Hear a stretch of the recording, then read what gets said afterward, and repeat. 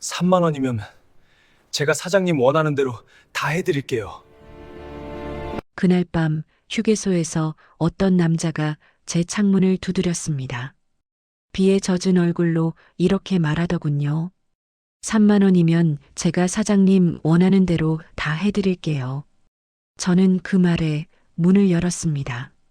그리고 1시간 뒤 저는 살인범 도주 차량이 되어 있었습니다. 새벽 2시 17분 천안 휴게소였습니다. 저는 부산행 야간 고속버스 기사 한서정, 올해 56에 경력만 23년째입니다. 남편을 4년 전에 보내고 이젠 버스가 제 집이고 고속도로가 제 마당이에요. 밤마다 서울에서 부산까지 6시간을 달리는데 솔직히 말씀드리면 요즘은 그 6시간이 제일 편합니다. 집에 가면 딸 유진이랑 통화도 안 되고 TV만 켜놓고 소주나 마시다 잠드는 게 전부니까요. 그날도 평소처럼 휴게소에 차를 세우고 승객들 내려서 담배 피우고 화장실 갈 동안 저는 운전석에서 스트레칭을 했습니다. 목을 좌우로 꺾고 손목을 돌리고 커피 한 모금 마시고 23년 동안 몸에 밴 루틴이죠. 그런데 창밖에 누가 서 있더군요.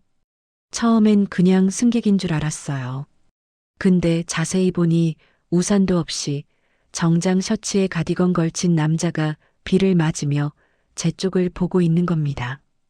나이는 50 초중반쯤 돼 보이는데 얼굴은 창백하고 눈빛은 어딘가 절박했어요. 저는 창문을 살짝 내렸습니다.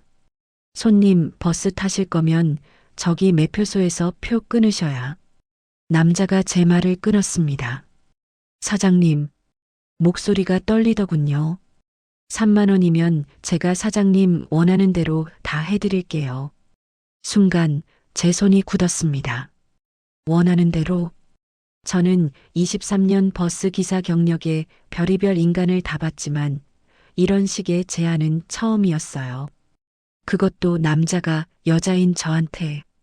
남자는 계속 말했습니다. 사장님, 제발이요. 3만 원만 아니 2만 원도 괜찮아요. 그냥. 남자의 눈빛이 간절했어요. 저는 솔직히 고백하자면 그 순간 이상한 생각이 스쳤습니다. 이 남자가 지금 나한테 그런 제안을 하는 건가? 4년 전 남편을 잃고 혼자 사는 56세 여자한테 말도 안 되는 생각이었죠. 근데 새벽 2시 휴게소 끝 비 맞은 남자 그리고 그 간절한 눈빛. 제 심장이 이상하게 뛰었어요. 손님, 지금 무슨 소리 하시는 겁니까? 제 목소리가 떨렸습니다. 남자가 한 발짝 더 다가왔어요. 사장님, 저 정말 절박합니다. 뭐든 할게요. 그냥 문만 열어주세요. 뭐든. 그 단어가 제 귓가에 맴돌았어요. 저는 순간적으로 아주 잠깐, 정말 잠깐이었지만 이 남자를 태우면 뭐가 될까? 하는 생각을 했습니다. 부끄러운 고백이지만 사실이에요. 4년 동안 혼자 살면서 딸은 연락도 잘 안 하고 매일 밤 고속도로만 달리는 인생에서 누군가 저를 간절히 원한다는 게 이상하게 느껴졌습니다. 저는 창문을 더 내렸어요. 손님, 정확히 뭘 원하시는 겁니까? 남자가 고개를 들었어요. 그리고 그 순간 저는 봤습니다. 남자의 손목에서 피가 흐르고 있었어요. 셔츠 소매 안쪽까지 젖어 있는 게 단순히 넘어져서 난 상처가 아니었습니다. 사장님, 저 지금 숨어야 합니다. 아무데나 좋으니까 그냥 30분만 아니 20분만이라도 문 열어주세요. 제 머릿속이 순식간에 차갑게 식었어요. 아, 이 사람은 지금 도망치고 있구나. 그리고 제가 잠깐이라도 이상한 오해를 했다는 게 창피하고 무서웠습니다. 그때 남자 뒤편 주차장 끝에서 헤드라이트 불빛이 번쩍 켜졌습니다. 검은색 승합차 한 대가 천천히 이쪽으로 움직이기 시작했어요. 남자의 얼굴이 새하얗게 질렸습니다. 사장님, 제발. 저는 그 순간 제가 왜 그랬는지 모르겠어요. 문을 열었습니다. 들어와요. 빨리. 남자는 버스 계단을 뛰어 올랐고 저는 문을 닫았습니다. 그리고 운전석 옆 보조석에 남자를 앉히고 커튼을 쳐서 밖에서 안 보이게 가렸어요. 고개 숙이고 있어요. 움직이지 말고. 남자는 고개를 푹 숙였습니다. 저는 평소처럼 핸드폰을 만지작거리는 척했어요. 심장이 미친 듯이 뛰었지만 표정만은 평온하게 유지했습니다. 승합차가 제 버스 옆을 지나갔어요. 속도를 늦추더니 잠깐 멈췄습니다. 운전석 쪽 창문이 내려가고 남자 한 명이 고개를 빼꼼 내밀어 제 쪽을 봤어요. 선글라스를 낀 채였는데 새벽 2시에 선글라스라니. 저는 그 남자와 눈이 마주쳤습니다. 남자가 다시 창문을 올렸고 승합차는 천천히 주차장 반대편으로 사라졌어요. 저는 숨을 길게 내쉬었습니다. 손님, 이제 설명 좀 해주시죠. 당신 누구고 왜 도망 다니는 겁니까? 남자는 고개를 들었어요. 그리고 젖은 영수증 봉투를 주머니에서 꺼내 테이블에 올려놓았습니다. 봉투 안에 뭔가 작은 물건이 하나 들어 있었는데 USB처럼 보였어요. 사장님, 제 이름은 윤태식이고요. 목소리가 갈라졌습니다. 저 원래 회계사였습니다. 근데 제가 일하던 회사가 불법 도박이랑 대포 통장으로 돌아가는 조직이었어요. 저는 몰랐습니다. 진짜로. 근데 알고 나서 증거를 모았어요. 이 USB에 다 들어 있습니다. USB를 더 자세히 보니 겉면에 뭔가 희미하게 적혀 있었어요. 불빛 때문에 잘 안 보였지만 글씨 같은 게 있었습니다. 그래서 경찰한테 신고는 했습니까? 못했습니다. 제가 아는 사람이 위험해져서. 그 순간 남자 주머니에서 핸드폰이 울렸어요. 발신자 표시 제한. 남자는 전화를 받지 않았습니다. 그냥 꺼버렸어요. 그런데 5초 뒤 제 핸드폰이 울렸습니다. 발신자 표시 제한. 저는 남자를 봤어요. 이거 당신 때문에 온 전화 아닙니까? 남자는 대답하지 않았습니다. 저는 전화를 받았어요. 여보세요? 버스 기사님 맞으시죠? 남자 목소리였습니다. 나이는 40대 중반쯤. 차분한데 어딘가 위압적이었어요. 누구십니까? 제 친구 한 명이 실수로 사장님 버스에 탔을 것 같은데요. 혹시 못 보셨습니까? 키 170 정도의 정장 셔츠 입고 손목에 피 묻은 남자요. 제 등에 식은땀이 흘렀습니다. 못 봤는데요. 그래요? 이상하네. CCTV엔 분명히 사장님 버스 쪽으로 걸어가는 게 찍혔거든요. 저는 입술을 깨물었어요. 손님, 여기 휴게소예요.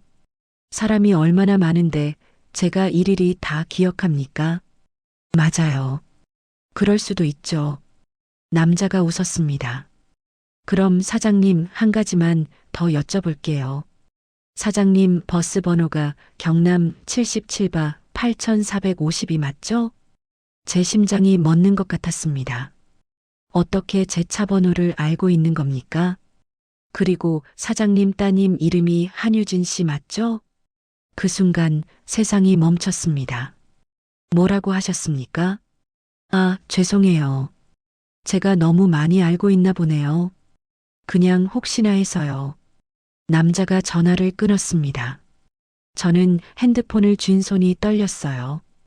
옆자리 남자 윤태식을 봤습니다. 당신 제 딸을 아는 겁니까? 남자는 고개를 숙였어요. 죄송합니다.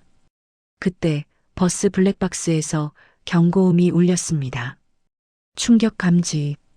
후방 접근 차량. 저는 백미러를 봤어요. 승합차 2대가 제 버스 뒤에 바짝 붙어 있었습니다. 윤태식이 떨리는 목소리로 말했습니다. 사장님, 방금 저 사람들 여기 CCTV도 뚫어요. 저는 그때 깨달았습니다. 제가 태운 건 승객이 아니라 짐이었다는 걸. 그것도 누군가 목숨 걸고 찾는 짐을요. 승객들이 하나둘 버스로 돌아왔습니다. 저는 평소처럼 인사를 했어요. 탑승하시죠, 손님들. 곧 출발합니다. 목소리가 떨리지 않도록 억지로 힘을 줬습니다.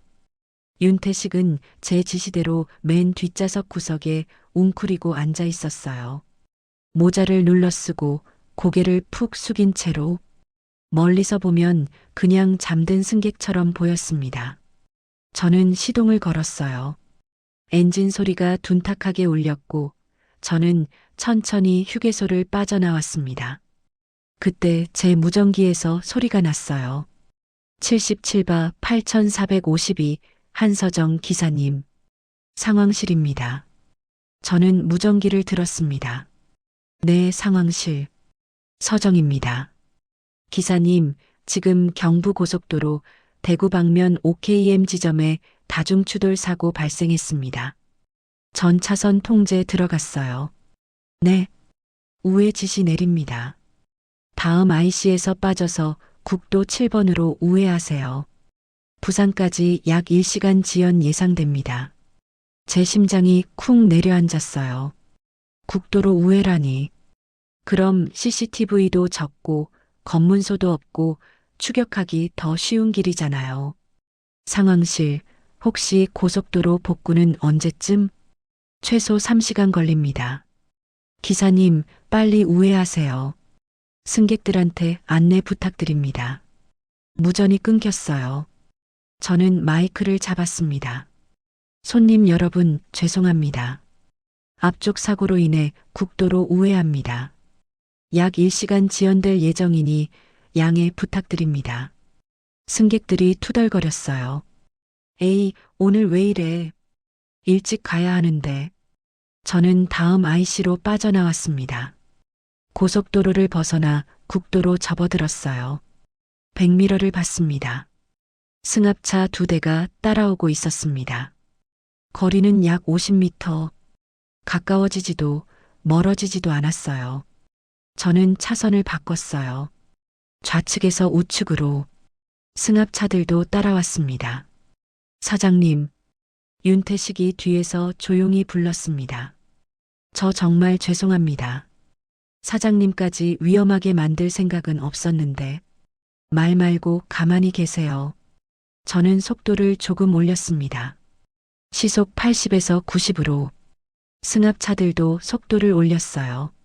손님, 저는 백미러로 윤태식을 봤습니다. 당신이 가진 USB, 거기 정확히 뭐가 들어 있습니까? 윤태식은 잠시 망설였어요. 거래 내역이요. 불법 도박 사이트 운영 자금 흐름이랑 대포 통장 명단이랑 그리고 그 조직이 경찰 쪽 인맥을 어떻게 활용하는지 다 기록돼 있습니다. 경찰 인맥이요? 네. 그 조직 실세 중 한 명이 전직 경찰이거든요. 강도준이라고. 그 사람이 현직 경찰들 일부랑 연결돼 있어서 검문 정보도 빼돌리고 수사도 방해하고. 그 말에 저는 소름이 돋았습니다. 그럼 경찰한테 신고해봤자 소용없다는 얘기 아닙니까? 전부 다 매수된 건 아닙니다. 감찰팀이랑 일부 강력계는 깨끗하다고 들었어요. 그래서 제가 그쪽으로 넘기려고 했는데 윤태식의 목소리가 갈라졌어요. 그 전에 들켰습니다. 그리고 오늘 새벽에 저를 잡아갔어요. 어떤 창고 같은 데로. 저는 그의 손목을 다시 봤습니다. 피가 묻은 자국. 거기서 뭘 당한 겁니까? 결박당했습니다. 그리고 USB 어디 숨겼냐고 계속 물어봤어요. 때리고 담배로. 윤태식이 셔츠 소매를 걷어 올렸어요. 팔뚝 안쪽에 동그란 화상 자국이 3개 있었습니다. 근데 제가 USB를 안전한 곳에 맡겨뒀다고 거짓말을 했어요. 그래서 그 사람들이 잠깐 자리를 비운 틈에 도망쳤습니다. 그리고 휴게소까지 걸어왔고요. 저는 한숨을 내쉬었습니다. 그럼 USB는 지금 어디 있습니까? 윤태식은 주머니에서 봉투를 꺼냈어요. 그리고 그 안에서 작은 USB를 꺼내 보여줬습니다. 이번엔 불빛이 닿아서 겉면 글씨가 보였어요. 유진. 제 손이 멈췄습니다. 유진? 네. 이거 제 딸 이름이랑 같은데요. 윤태식은 고개를 숙였습니다. 우연이 아닙니다. 무슨 소리입니까? 사장님 따님 한유진 씨 맞죠? 부산 XX병원 응급실 간호사. 제 심장이 쿵 내려앉았습니다. 당신 어떻게 우리 딸을 알고 있습니까? 작년 3월에 제가 그 병원 응급실에 실려갔었습니다. 그때도 지금처럼 조직한테 쫓기다가 사고가 났어요. 그리고 유진 씨가 저를 살렸어요. 저는 핸들을 쥔 손에 힘을 줬습니다. 그래서요? 응급실에 실려갔는데 제가 의식 잃기 전에 유진 씨한테 이 USB를 맡겼어요. 절대 들키면 안 된다고요. 그리고 윤태식이 말을 멈췄어요. 그리고 뭡니까? 그 조직 사람들이 병원까지 찾아왔습니다. 경찰 행세를 하면서요. 그리고 유진 씨한테 협박을 했어요. 협박이요? 제 치료 기록을 지우라고요. CCTV도 삭제하라고. 안 그러면 윤태식이 떨리는 목소리로 말했습니다. 유진 씨 가족을 다치게 하겠다고 했답니다. 그러면서 사장님 사진까지 보여줬대요. 제 머릿속이 하얗게 변했습니다. 유진이가 작년 3월부터 협박을 받고 있었다고요? 손님, 제 목소리가 차갑게 식었습니다. 당신 때문에 우리 딸이 1년 넘게 협박당했다는 겁니까? 죄송합니다. 정말 죄송합니다. 근데 유진 씨는 끝까지 기록을 안 지웠어요. 대신 다른 방법을 찾았어요. 다른 방법이요? USB를 복사했습니다. 원본은 안전한 곳에 숨기고 이건 복사본 중 하나예요. 그리고 만약을 대비해서 유진 씨가 이 USB 겉면에 자기 이름이랑 날짜를 적어뒀어요. 혹시 무슨 일 생기면 이게 증거다라는 표시로요. 저는 USB를 다시 봤어요. 유진. 우리 딸이 1년 동안 혼자 이런 걸 견뎌냈다고요? 그때 뒤에서 하이빔이 번쩍였습니다. 승합차 한 대가 갑자기 속도를 높여 제 버스 뒤에 바짝 붙었어요. 그리고 미친 듯이 하이빔을 깜빡이기 시작했습니다. 깜빡, 깜빡. 승객들이 깨기 시작했어요. 기사님, 뒷차 뭐예요? 왜 저렇게 붙어요? 저는 평온한 목소리로 대답했습니다. 곧 비켜줄 겁니다, 손님들. 걱정 마세요.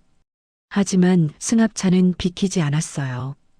오히려 더 바짝 붙어서 제 범퍼에 닿을 듯 말 듯한 거리까지 다가왔습니다.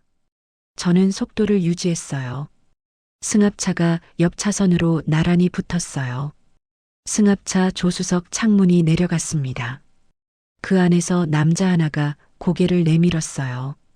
선글라스를 낀 채로 남자가 제 쪽을 보며 손가락으로 차를 세우라는 신용을 했습니다. 저는 고개를 저었어요. 남자가 뭔가 손에 든 걸 보여줬습니다. 핸드폰이었어요. 화면에는 사진이 하나 떠 있었습니다. 유진이었어요. 병원 복도에서 찍힌 사진. 간호사복을 입고 서 있는 유진이. 그런데 사진 속 유진이 옆에 남자 한 명이 서 있었어요. 정장 차림. 얼굴은 잘 안 보였지만 유진이 어깨에 손을 올리고 있었습니다. 제 손이 떨렸습니다. 승합차가 다시 속도를 높여 앞으로 나갔어요. 그리고 제 앞을 가로막았습니다. 하지만 이번엔 급제동을 걸지 않았어요. 그냥 천천히 속도를 줄이며 제 앞에서 달렸습니다. 제 핸드폰이 울렸어요. 발신 좌표시 제한. 저는 전화를 받았습니다. 여보세요. 기사님, 저 강도준입니다. 아까 그 남자 목소리였어요. 방금 사진 보셨죠? 유진 씨 옆에 있는 사람, 우리 직원이에요. 지난 1년 동안 유진 씨 보호해주던 친구죠. 보호요? 네. 유진 씨가 협박받으면서도 잘 버텨줘서 우리가 고마운 마음에 가끔 커피도 사주고 밥도 같이 먹고 그랬어요. 착한 분이더라고요. 제 손이 부들부들 떨렸습니다. 당신들 우리 딸한테 뭘 한 겁니까? 아무것도 안 했어요. 진짜로. 그냥 친하게 지냈을 뿐이에요. 근데 기사님이 계속 협조를 안 해주시면 강도준이 잠시 멈췄어요. 우리도 어쩔 수 없이 유진 씨한테 좀 더 가까이 다가가야 할 것 같네요. 전화가 끊겼습니다. 저는 핸들을 꽉 쥐었어요. 앞쪽 승합차가 좌측 차선으로 비켜섰습니다. 그리고 길을 열어줬어요. 가라는 신호였습니다. 저는 엑셀을 밟았어요. 승합차들은 다시 뒤에서 따라왔습니다. 이번엔 거리를 더 두고요. 윤태식이 떨리는 목소리로 물었습니다. 사장님 괜찮으세요? 괜찮지 않아요. 제 목소리가 갈라졌습니다. 전혀 괜찮지 않아요. 전직 경찰이라는 남자의 목소리를 들었을 때 저는 깨달았습니다. 이 사람들은 법을 지키는 게 아니라 법을 이용하는 사람들이라는 걸. 새벽 4시, 국도는 어두웠습니다. 가로등도 드문드문하고 지나가는 차도 거의 없었어요. 저는 계속 앞만 보며 달렸습니다. 승합차 2대는 여전히 뒤를 따라오고 있었어요. 그때 제 핸드폰이 다시 울렸습니다. 또 발신 좌표시 제한. 저는 받지 않았어요. 2번, 3번 울렸지만 무시했습니다. 그러자 이번엔 문자가 왔어요. 기사님, 전화 좀 받으세요. 안 그러면 지금 바로 유진 씨한테 연락합니다. 저는 이를 악물고 전화를 받았습니다. 뭡니까? 기사님, 왜 전화를 안 받으세요? 제가 기다리는 거 싫어하거든요. 강도준의 목소리였어요. 할 말 있으면 빨리 하세요. 앞으로 OKM 가면 임시 검문소가 있어요. 임시 검문소요? 네. 우리 쪽에서 준비한 거예요. 경찰차도 있고 경광등도 켜져 있고 아주 그럴듯해요. 제 심장이 쿵 내려앉았습니다. 거기서 차 세우시면 우리 직원들이 버스 안 확인할 겁니다. 윤태식 씨 찾아서 데리고 나갈 거고요. 그게 무슨... 기사님, 거부하시면 안 돼요. 진짜 경찰 검문처럼 보일 테니까 승객들도 의심 안 할 거예요. 그리고 만약 기사님이 이상하게 행동하시면. 강도준이 웃었습니다. 유진 씨한테 지금 바로 전화 갑니다. 엄마가 이상한 행동하는데 유진 씨가 좀 말려주세요라고요. 당신들 5분 뒤 봅시다, 기사님. 전화가 끊어졌어요. 저는 윤태식을 봤습니다. 손님 들으셨죠? 네. 어떻게 해야 할까요? 윤태식이 고개를 숙였어요. 저 내려줘도 괜찮습니다. 사장님이랑 유진 씨까지 위험하게 만들 순 없어요. 아니에요. 제 목소리가 단호했습니다. 당신 내려주면 당신 죽어요. 그리고 증거도 사라져요. 그럼 우리 딸도 평생 협박당하며 살아야 해요. 하지만 일단 검문소 가봅시다. 뭔가 방법이 있을 겁니다. 저는 엑셀을 밟았어요. 5분 후 앞쪽에 불빛이 보이기 시작했습니다. 경광등이었어요.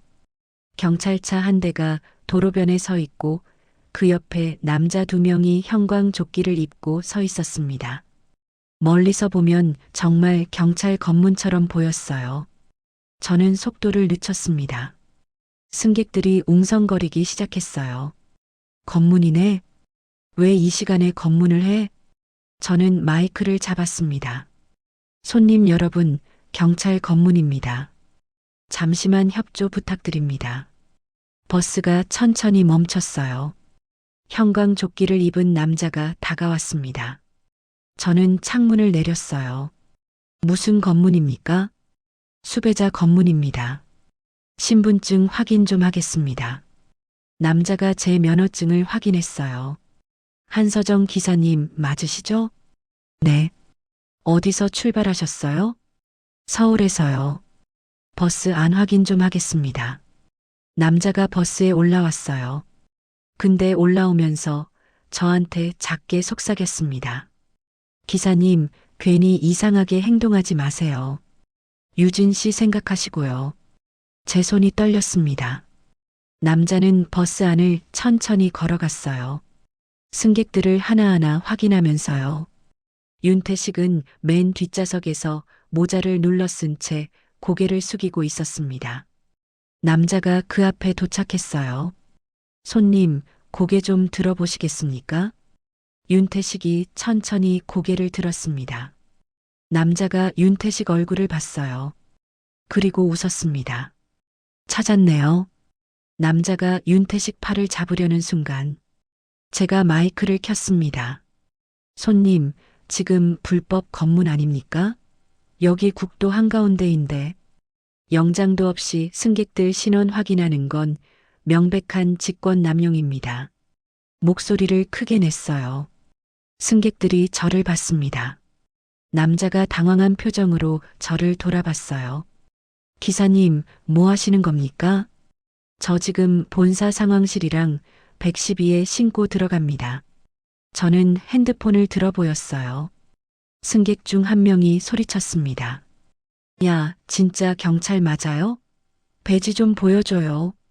다른 승객도 가세했어요. 맞아요. 요즘 가짜 경찰 많다던데. 남자의 표정이 굳었습니다.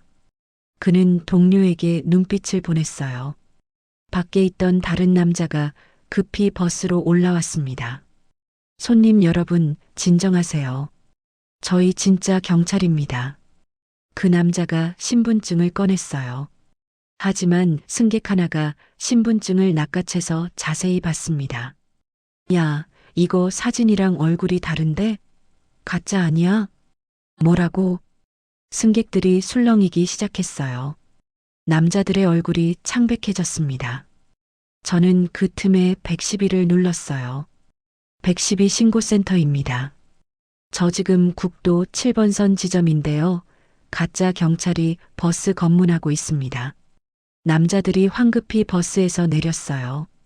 그리고 경찰차 가짜를 타고 도망쳤습니다. 승객들이 함성을 질렀어요. 와, 진짜 가짜였네. 기사님 대단하세요. 저는 숨을 크게 내쉬었습니다. 그리고 시동을 다시 걸었어요.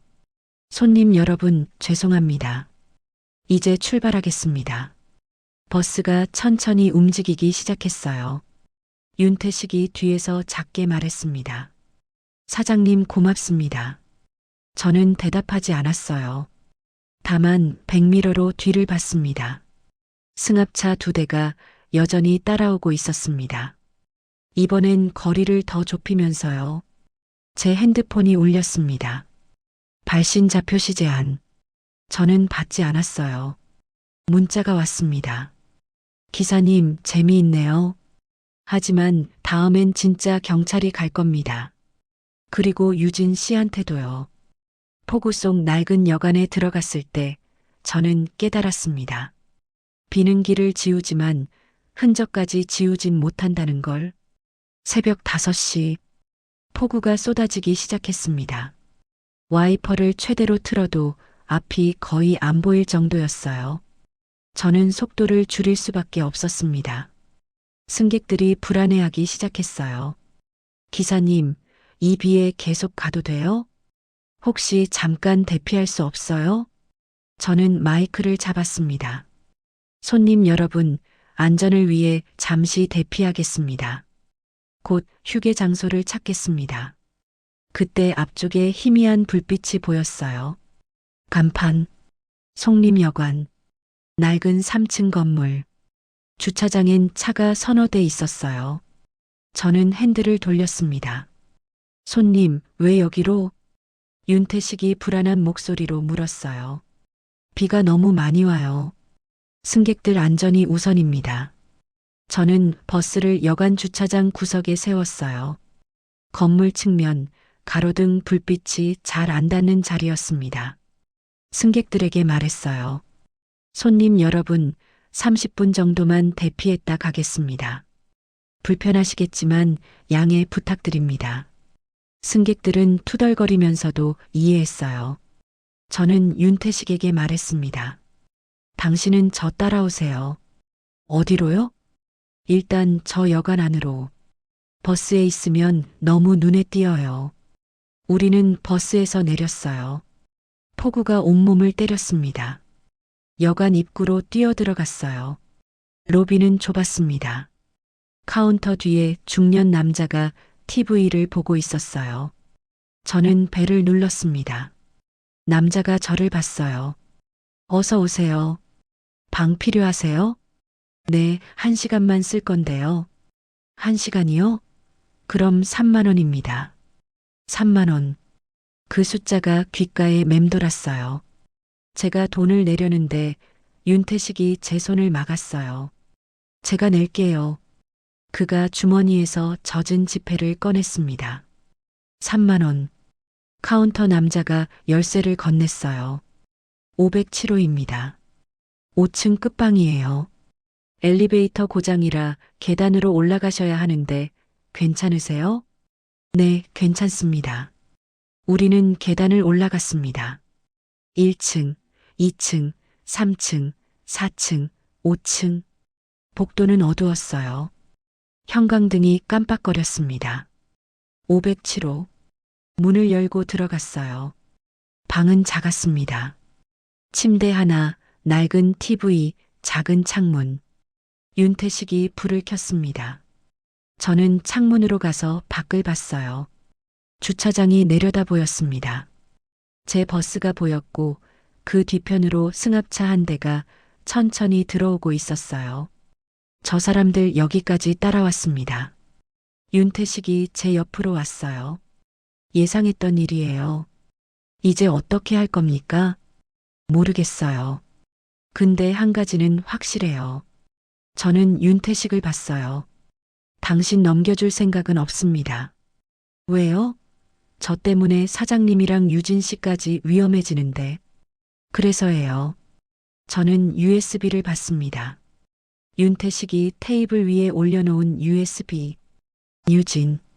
우리 딸이 1년 동안 지킨 거잖아요. 제가 버릴 순 없어요. 윤태식은 아무 말도 하지 않았습니다. 저는 핸드폰을 꺼냈어요. 유진이한테 문자를 보냈습니다. 유진아, 엄마야. 지금 어디야? 당장 답해. 30초 뒤 답장이 왔어요. 엄마 왜 이래? 나 병원이야. 무슨 일 있어? 저는 다시 쳤습니다. 윤태식? 이 이름 알아? 1분, 2분. 답장이 없었어요. 그리고 3분 뒤 전화가 왔습니다. 엄마. 유진이 목소리가 떨렸어요. 그 이름 왜 엄마가 알아? 유진아, 너 지금 괜찮아? 응, 괜찮은데 엄마 윤태식 씨 어디서 들었어? 지금 나랑 같이 있어. 뭐? 유진이가 숨을 크게 들이쉬는 소리가 들렸어요. 엄마, 지금 농담하는 거야? 아니야. 진짜야. 미쳤어? 엄마, 그 사람 지금 조직한테 쫓기고 있어. 엄마까지 위험해진다고. 알아. 근데 유진아, 엄마가 물어볼 게 있어. 저는 숨을 고르고 물었습니다. 너 작년 3월에 그 사람 USB 복사했지? 유진이가 침묵했어요. 엄마, 어떻게 알았어? 그 사람이 말해줬어. 그리고 USB 겉면에 내 이름 적혀 있더라. 응, 복사했어. 원본은 따로 숨겨뒀고 윤태식 씨한테 준 건 복사본이야. 원본은 어디 있어? 내 집 금고. 절대 안전한 곳이야. 제 심장이 뛰기 시작했어요. 유진아, 그럼 혹시 그 원본 언론이나 경찰한테 넘길 수 있어? 엄마, 갑자기 왜? 지금 설명할 시간 없어. 유진아, 내가 만약 그걸 넘긴다면 엄마랑 윤태식 씨가 살 수 있어. 유진이가 한숨을 쉬었어요. 엄마, 사실 나 이미 준비해뒀어. 뭐? 어젯밤에 원본 파일 복사해서 감찰팀 이메일로 보낼 준비까지 해놨어. 엄마가 위험할 것 같아서. 근데 아직 전송은 안 했어. 제 눈에 눈물이 맺혔습니다. 유진아, 엄마, 내가 지금 보낼까? 아니, 아직은 안 돼. 타이밍이 중요해. 그럼 언제? 엄마가 신호 보낼게. 그때 바로 보내. 알았어, 엄마. 근데 엄마도 조심해. 그 사람들 진짜 위험해. 응, 유진아, 너도 조심하고. 전화를 끊으려는데 유진이가 다시 불렀습니다. 엄마, 응? 사랑해. 제 목소리가 떨렸습니다. 나도 사랑해, 유진아. 전화가 끊어졌어요. 저는 한숨을 쉬며 창가에 섰습니다. 윤태식이 조용히 말했습니다. 사장님, 유진 씨가 이미 준비해뒀다고요? 네. 우리 딸이 똑똑해요. 정말 대단한 분이에요. 그때 복도에서 소리가 들렸습니다. 뚜벅, 뚜벅, 발소리. 저는 몸을 굳혔어요. 윤태식도 숨을 죽였습니다. 발소리가 우리 방 앞에서 멈췄습니다. 똑똑, 노크 소리. 손님 계세요? 여자 목소리였어요. 저는 윤태식에게 손짓했습니다. 화장실로 숨으라고. 윤태식이 조용히 일어나 화장실로 들어갔어요. 저는 문을 열었습니다. 밖에 중년 여자가 서 있었어요. 처음 보는 얼굴이었습니다. 무슨 일이세요? 여자가 웃었습니다. 기사님, 윤태식 씨 어디 계세요? 제 심장이 멎었습니다. 누구세요? 소개가 늦었네요. 저 강도준 씨 동료예요. 여자가 핸드폰을 들어 보였어요. 화면에는 제 버스 사진이 떠 있었습니다. 여관 주인한테 물어봤어요. 버스 기사랑 남자 한 명이 507호 들어갔다고 하더라고요. 그 여자가 웃으며 제 딸 이야기를 꺼냈을 때 저는 깨달았습니다. 엄마가 모르는 딸의 밤이 얼마나 잔인했는지를요. 뭐라고 하셨습니까? 저는 차갑게 물었어요. 여자는 여전히 웃고 있었습니다. 윤태식 씨요. 분명히 기사님이랑 같이 여기 들어오는 거 봤는데요. 혼자 왔는데요. 거짓말 마세요. 여관 주인이 다 봤어요. 여자가 뒤를 돌아봤어요. 계단에서 여관 주인이 올라오고 있었습니다. 아저씨, 맞죠? 이 기사님이랑 남자 한 명 같이 들어왔죠? 여관 주인이 저를 봤어요. 네, 맞습니다. 제 주먹이 쥐어졌습니다. 기사님, 괜히 시간 끌지 마시고 그냥 윤태식 씨 내놓으세요. 저는 문을 닫으려고 했어요. 여자가 발로 문을 막았습니다. 기사님, 따님 생각 안 하세요? 제 손이 멈췄습니다. 한유진 씨, 지금 부산 XX병원 당직 근무 중이죠? 아, 참. 기사님은 모르실 수도 있겠네요. 여자가 핸드폰을 조작했어요. 화면에 사진이 떴습니다. 유진이가 병원 휴게실에서 자고 있는 사진. 유진 씨가 지난 1년 동안 얼마나 힘들게 지냈는지 아세요? 뭐, 당직 서면서도 밤에 잠을 제대로 못 잤대요. 우리 사람이 계속 연락하니까요. 기록 잘 지웠는지, CCTV는 확인했는지, 혹시 경찰한테 말 안 했는지 하루에 대여섯 번씩이요. 제 손이 떨렸습니다. 그래도 유진 씨 정말 착하더라고요. 한 번도 울거나 화내지 않고 다 네, 알겠습니다 하면서 잘 들어줬어요. 여자가 웃었습니다. 아, 그리고 작년 여름엔가 유진 씨가 실수로 환자 기록 하나를 안 지웠다가 우리한테 걸린 적이 있었어요. 그때 우리 직원 한 명이 유진 씨 집 앞까지 찾아갔었죠. 새벽 3시예요. 제 온몸이 얼어붙었습니다. 그때 유진 씨가 얼마나 떨던지 문 앞에서 무릎 꿇고 빌더라고요. 다시는 안 그러겠다.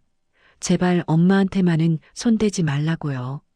당신들 근데 그날 이후로는 정말 완벽하게 일 처리하더라고요. 우리도 감동받았어요.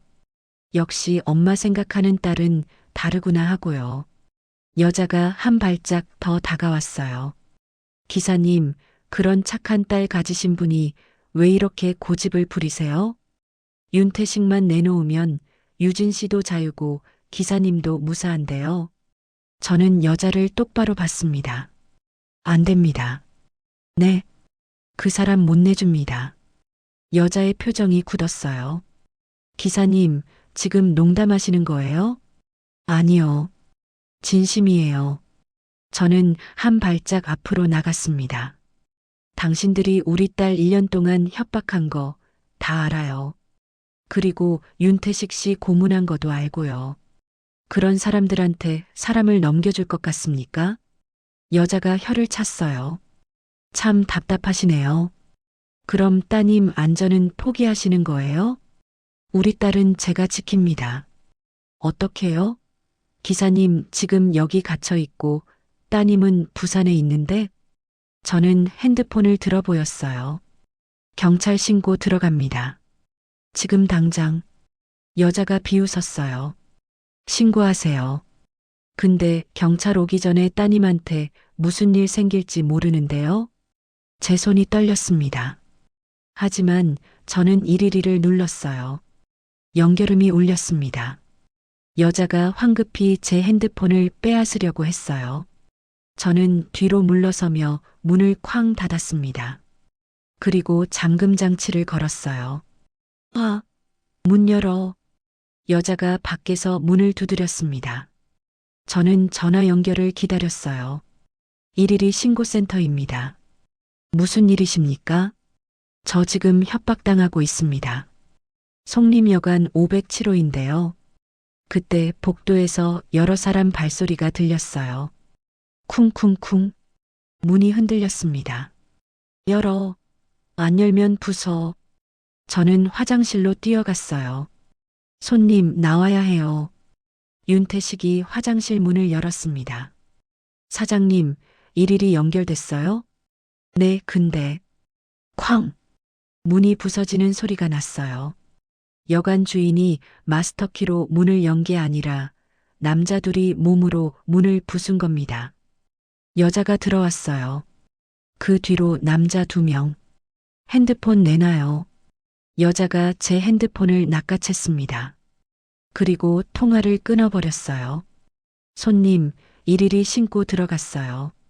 경찰 곧 옵니다. 제가 말했지만 여자는 웃었어요. 기사님, 여기 산속이에요. 경찰 오려면 최소 20분 걸려요. 그리고 여자가 핸드폰을 조작했어요. 지금 막 허위 신고가 10km 떨어진 곳에서 들어갔거든요. 우리가 미리 넣어둔 거예요. 경찰이 거기로 먼저 갈 겁니다. 제 얼굴이 새하얗게 변했습니다. 화장실 확인해 봐요. 남자들이 화장실 문을 열었습니다. 윤태식이 안에 웅크리고 앉아 있었어요. 나와요. 남자들이 윤태식을 끌어냈습니다. 여자가 윤태식을 봤어요. 윤태식 씨, 오랜만이네요. 윤태식은 대답하지 않았습니다. USB 어디 있어요? 없어요. 거짓말 마세요. 여자가 윤태식의 주머니를 뒤지기 시작했어요. 저는 그 틈에 테이블 위에 있던 USB를 제 주머니에 넣었습니다. 여자가 윤태식 몸을 다 뒤졌지만 USB는 없었어요. 어디 숨긴 거예요? 말했잖아요. 없다고. 여자가 저를 봤습니다. 기사님, 혹시 받으셨어요? 뭐요? USB요. 그게 뭔지도 모르는데요. 여자가 다가오려는 순간 밖에서 사이렌 소리가 희미하게 들렸습니다. 여자의 표정이 굳었습니다. 벌써? 허위 신고 작전이 실패한 모양이네요. 제가 말했어요. 아니면 일일이 상황실에서 2곳 다 출동시킨 거거나요. 여자가 남자들을 봤어요. 일단 윤태식만 데리고 나가요. 빨리. 남자들이 윤태식을 끌고 밖으로 나가려고 했어요. 저는 여자의 팔을 잡았습니다. 어딜 데려가는 겁니까? 나요. 여자가 제 손을 뿌리쳤어요. 저는 바닥에 넘어졌습니다. 윤태식이 소리쳤어요. 사장님, 남자들이 윤태식을 끌고 복도로 나갔어요. 저는 급히 일어나 뒤따라갔습니다. 하지만 계단 입구에서 여관 주인이 제 앞을 막았어요. 기사님, 여기까지만요. 비켜요. 안 됩니다. 저도 먹고 살아야 해서요. 저는 여관 주인을 밀쳤습니다. 하지만 그는 제 팔을 잡았어요. 나요. 미안합니다, 기사님. 그 사이 윤태식과 일행은 계단을 내려가 사라졌습니다. 경찰 사이렌 소리가 점점 가까워졌어요. 여관 주인이 제 팔을 놨습니다. 경찰 오면 저 아무것도 몰라요. 기사님도 그렇게 말씀하시는 게 좋을 겁니다. 저는 이를 악물고 계단을 내려갔어요. 1층 로비에 도착했을 때 경찰차가 막 도착했습니다.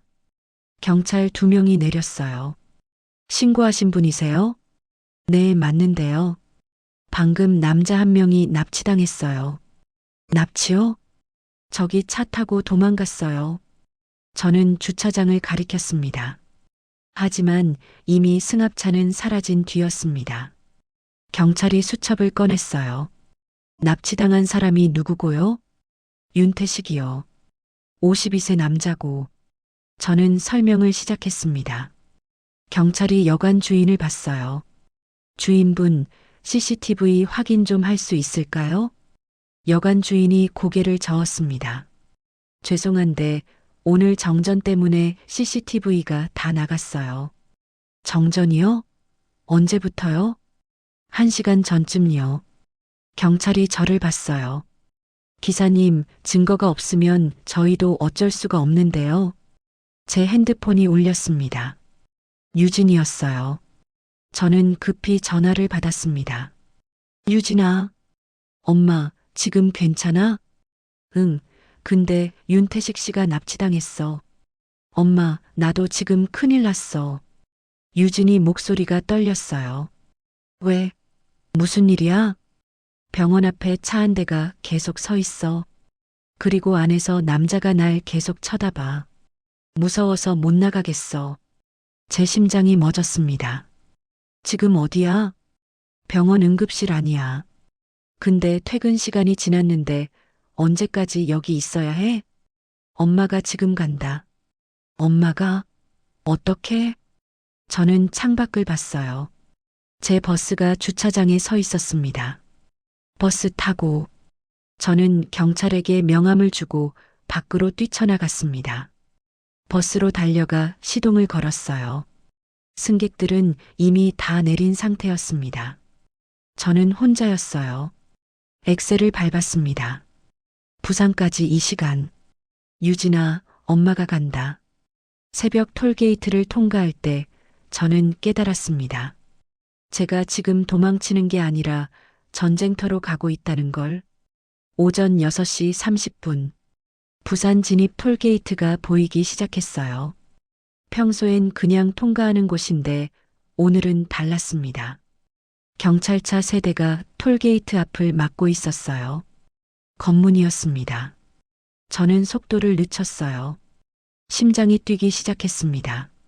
주머니 속 USB. 유진. 이게 들키면 안 돼요. 버스가 천천히 검문소에 도착했어요. 경찰 1명이 다가왔습니다. 저는 창문을 내렸어요. 무슨 검문입니까? 수배자 검문입니다. 신분증 확인 좀 하겠습니다. 경찰이 제 면허증을 확인했어요. 한서정 기사님 맞으시죠? 네. 어디서 출발하셨어요? 서울에서요. 승객은요?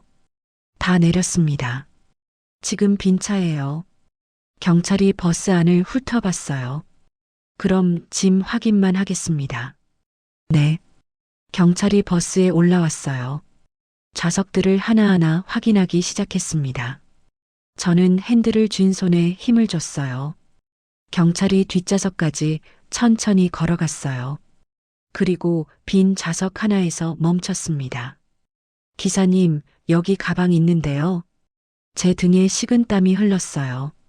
무슨 가방인데요? 경찰이 가방을 들어 올렸어요. 작은 크로스백이었습니다.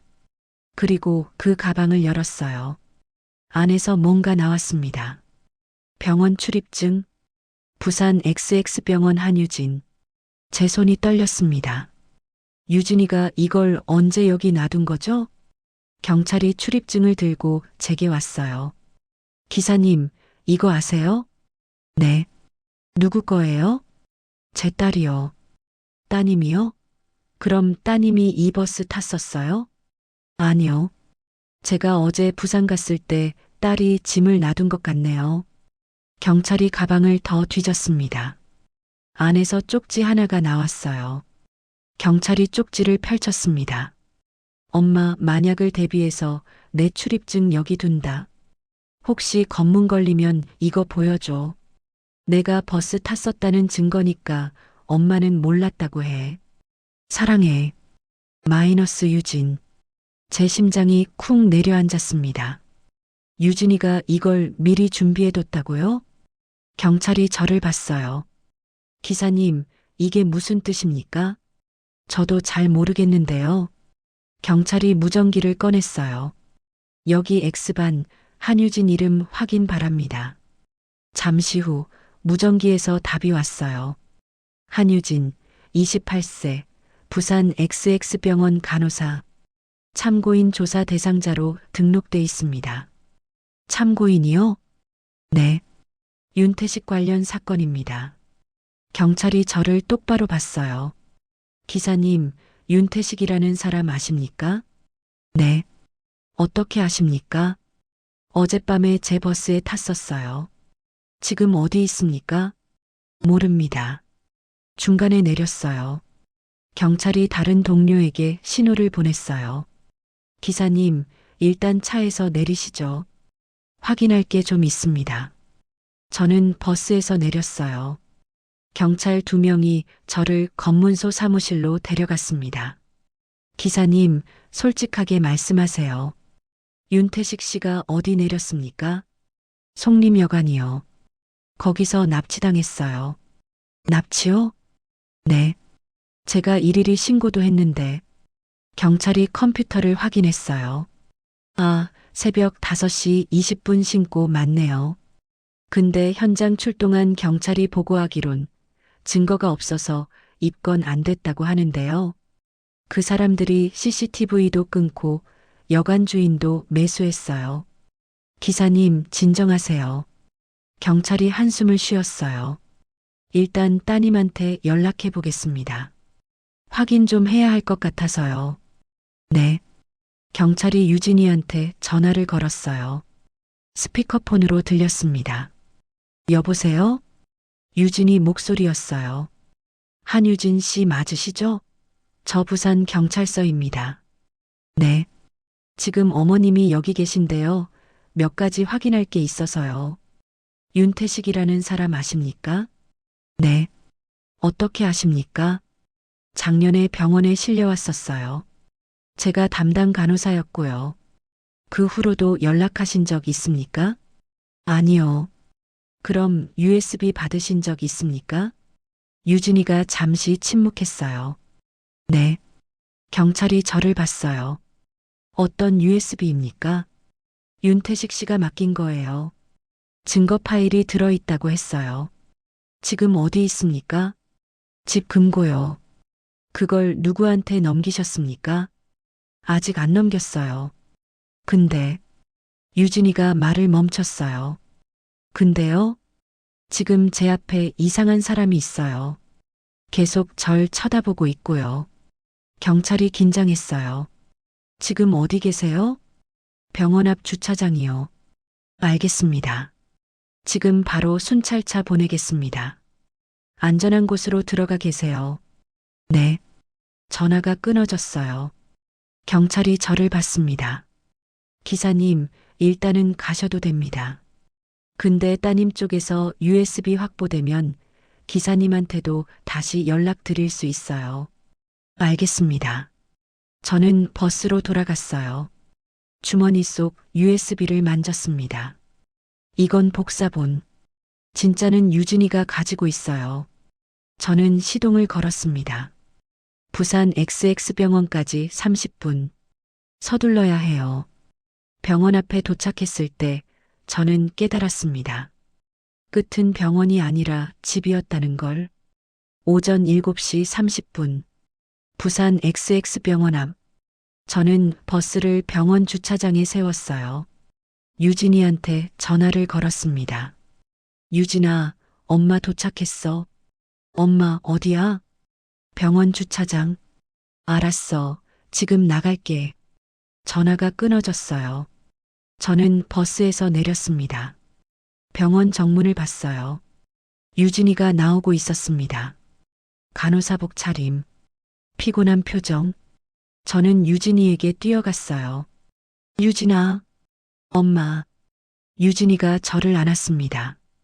1년 만에 제대로 안아보는 딸이었어요. 유진아, 괜찮아? 응, 괜찮아. 경찰이 와서 그 차 쫓아갔어. 유진이가 제 뒤를 봤어요. 엄마, 근데 USB는? 여기 있어. 저는 주머니에서 USB를 꺼냈어요. 유진이가 그걸 받아들었습니다.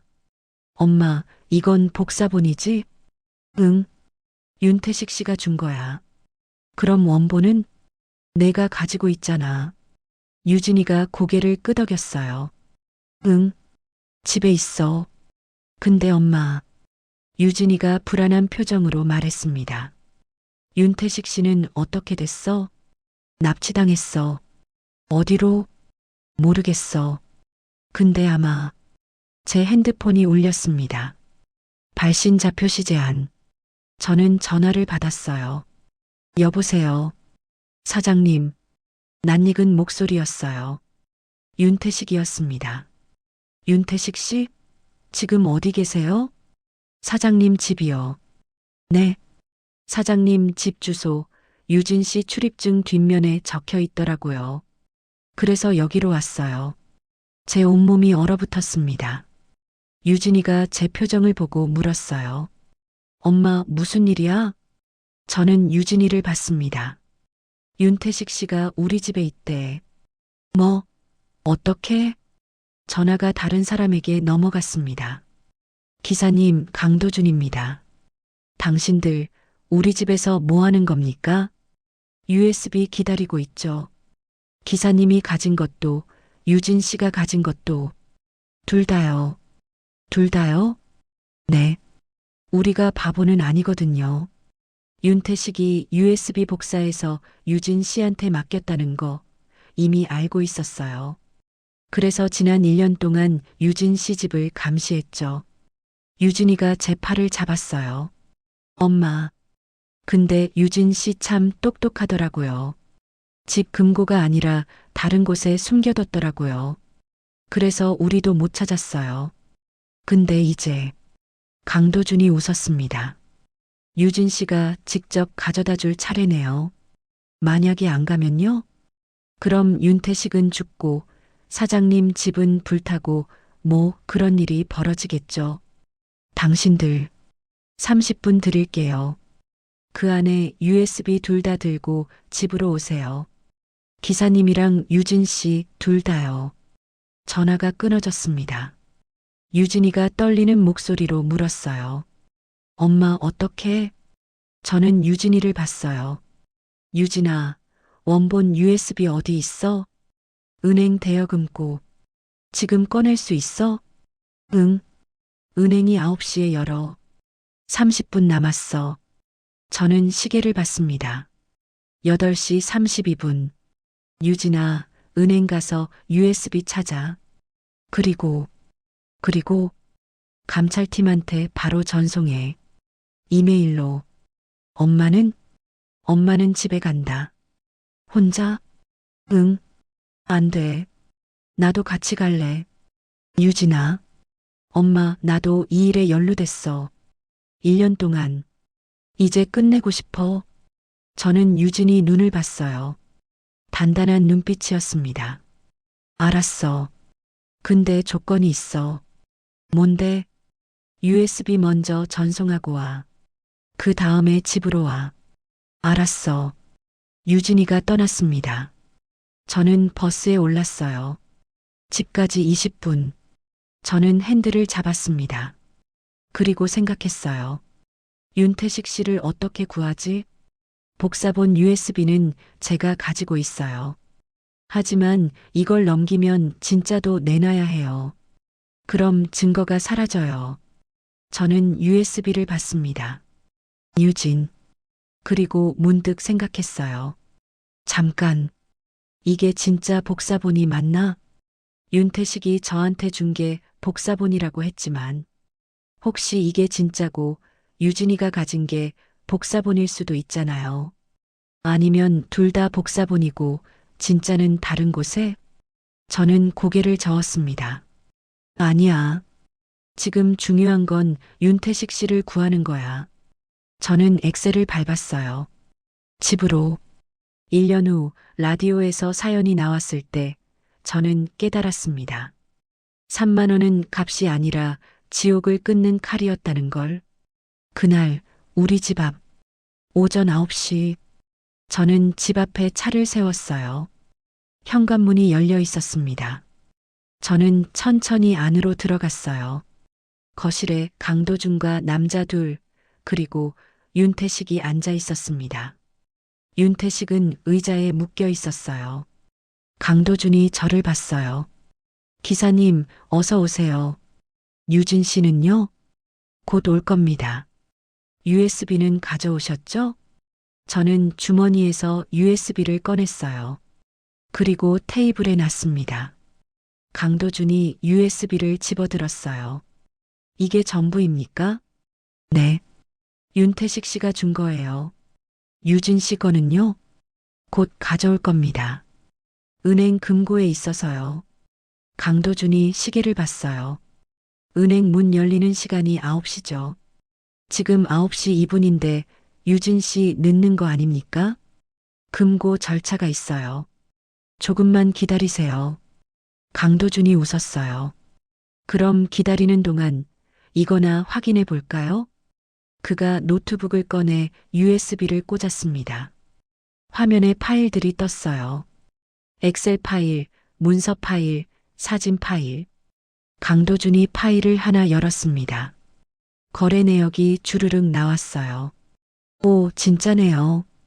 이게 다 살아있네. 강도준이 다른 파일도 열어봤습니다.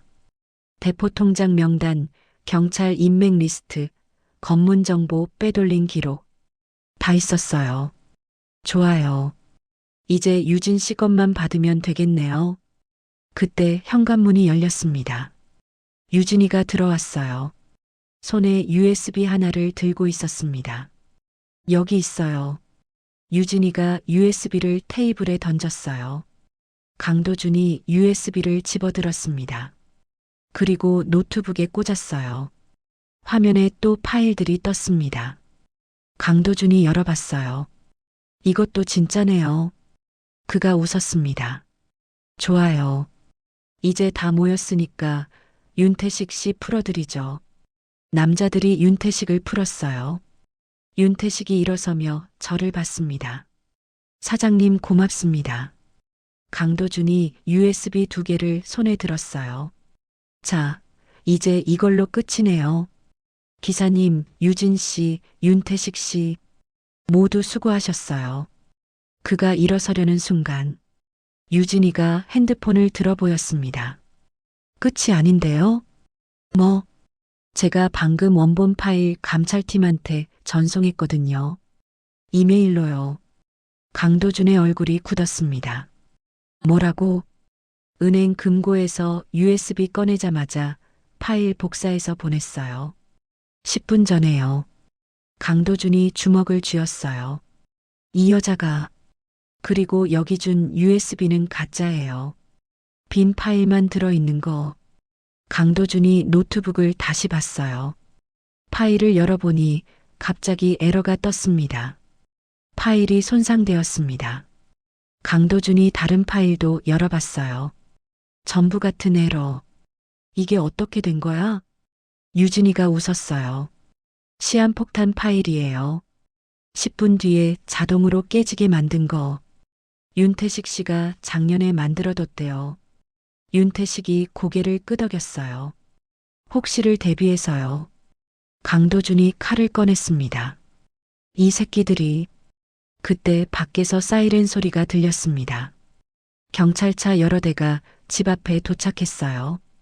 강도준, 나와. 확성기 소리였습니다. 강도준이 창밖을 봤어요. 경찰 특공대가 집을 포위하고 있었습니다.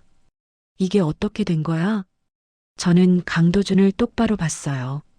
당신들이 우리 딸 1년 동안 협박한 거 다 녹음했어요. 그리고 윤태식 씨 고문한 거 증거 다 있고요. 그리고 지금 이 대화도. 저는 주머니에서 핸드폰을 꺼냈어요. 녹음 중이었습니다. 다 녹음되고 있어요. 강도준이 칼을 들어 올렸습니다. 움직이지 마. 안 그러면. 쾅! 문이 부서지며 경찰들이 들어왔습니다.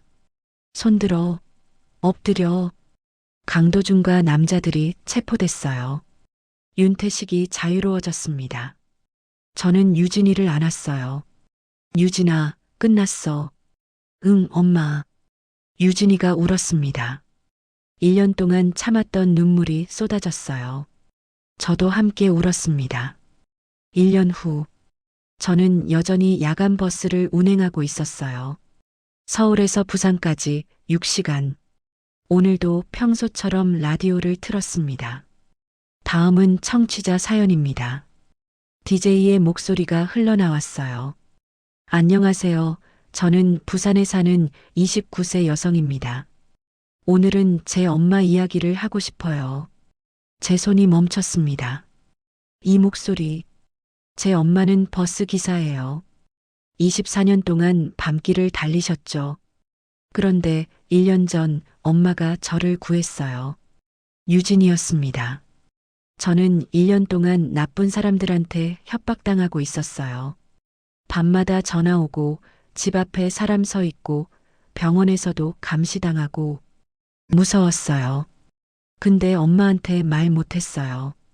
엄마가 다칠까봐. 제 눈에 눈물이 맺혔습니다. 근데 엄마가 알아챘어요. 그리고 목숨 걸고 저를 지켜주셨어요. 버스를 타고 밤새 달려오셨고 그 사람들과 싸우셨고 결국 저를 자유롭게 해주셨어요. 라디오에서 유진이 목소리가 떨렸어요. 엄마는 그날 휴게소에서 3만 원을 받고 사람을 태웠대요. 근데 그건 돈이 아니었대요. 생명이었대요.